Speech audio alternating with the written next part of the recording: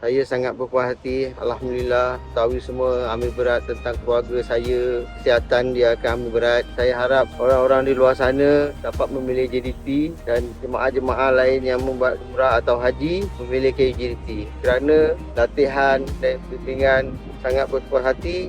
Majulah KJDT untuk semua.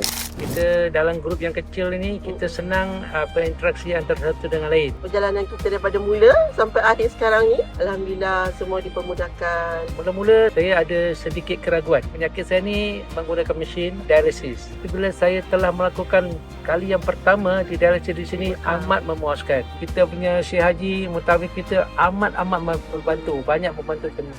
Berkenaan musyrif yang disediakan oleh pihak KJDT ni, dia friendly, kita mudah nak mendekati dia. Bila kita WhatsApp ke, kita call ke, anytime dia respon. Jangan risau, jangan takut untuk bersama KJDT sebab dia cakap super lucu. Antara sebab kita pilih tu, kita orang nak grup kecil lah.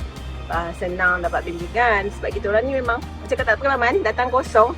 Betul Ustaz, yang sebab utama Mutawif. Dah cukup dan memenuhi lah apa yang kita orang nak. Kita tak nak minta lebih, tapi dia dah bagi lebih apa yang kita nak. Alhamdulillah lah, dibimbing dengan baik.